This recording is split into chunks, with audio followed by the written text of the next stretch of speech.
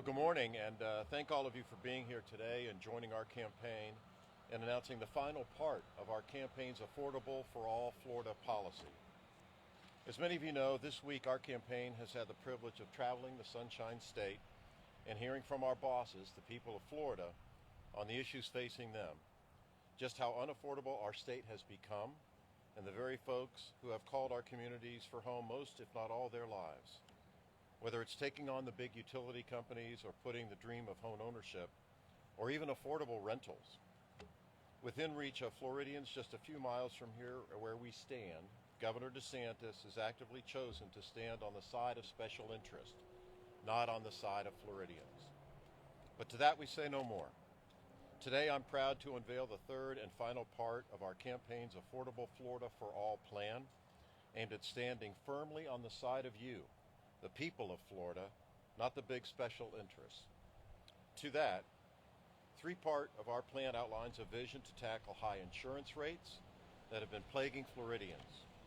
Because of the prices of homes and cars weren't expensive enough, our state has the highest car insurance rates in the nation and the third highest property insurance in the nation.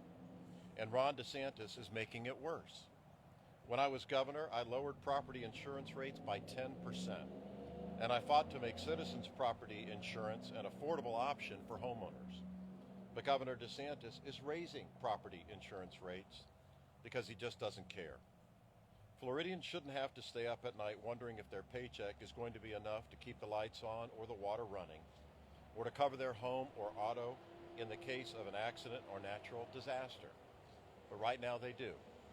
Our plan outlines a vision where, as governor, we're going to repeal the DeSantis rate hikes on your insurance.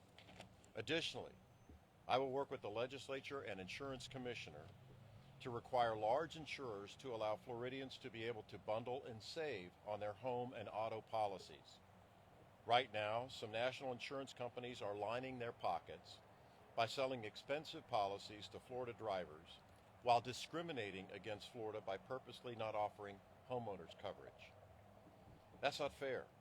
If you sell homeowners in other states, you're going to need to be part of the solution here. No more discriminating against Florida. We're also going to help homeowners lower their premiums by making their homes more resilient against hurricanes and tropical storms so they can save money and protect their homes and families from whatever Mother Nature may throw at us.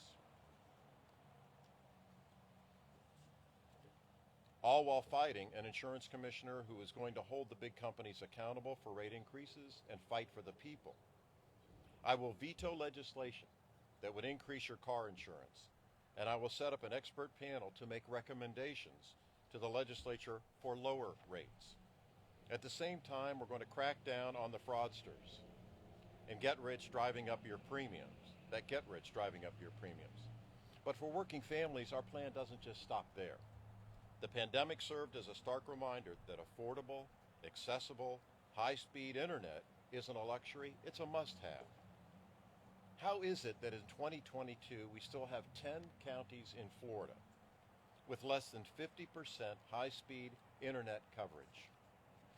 In a world where just about everything is online, it's unacceptable that children in places like Dixie, Gilchrist, and Lafayette County don't have the internet access for students to do their homework or families to run their small businesses.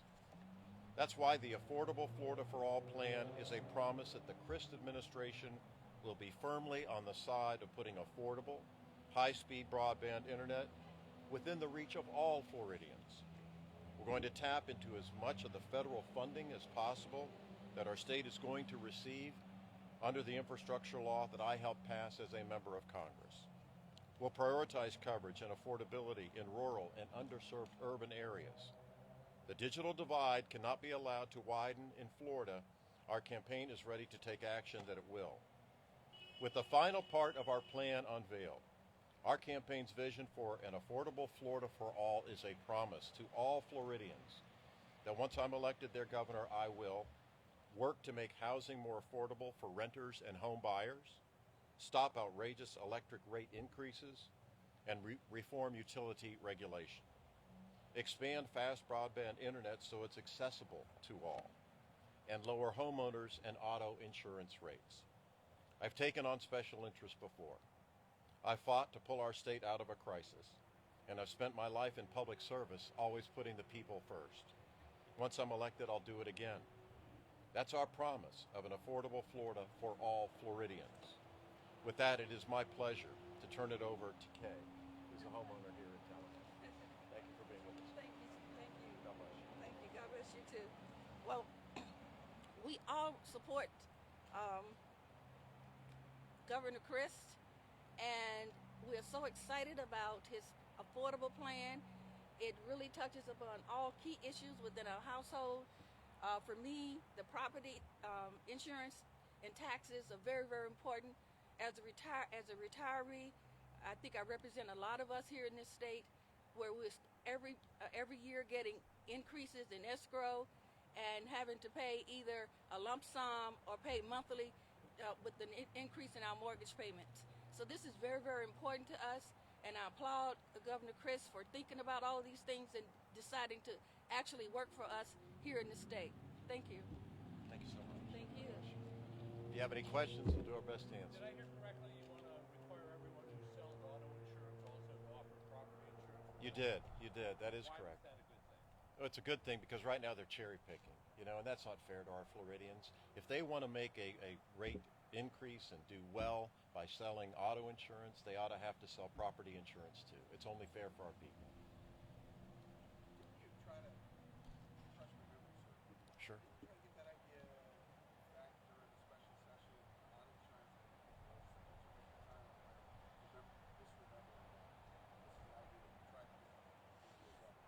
We talked about it a lot. I know, Gary. I don't know that exactly went through, but I know that we need it now.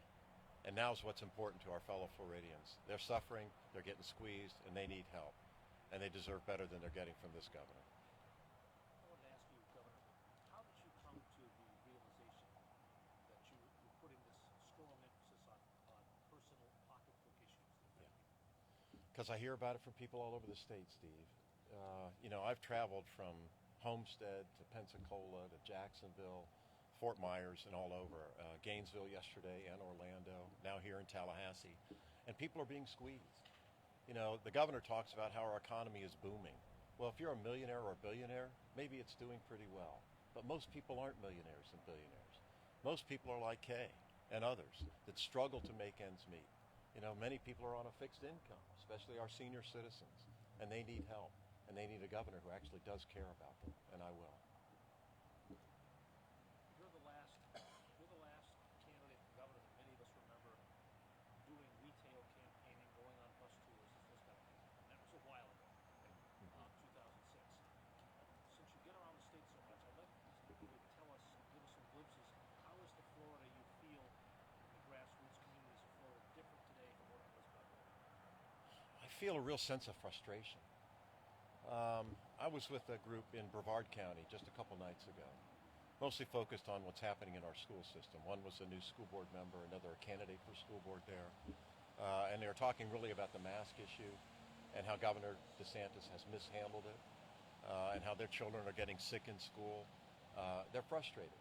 They feel like they don't have a voice in Tallahassee anymore, that the governor doesn't really listen to them, doesn't care about them, that he cares more about his political future than he does about the Florida people of today. And how did you feel?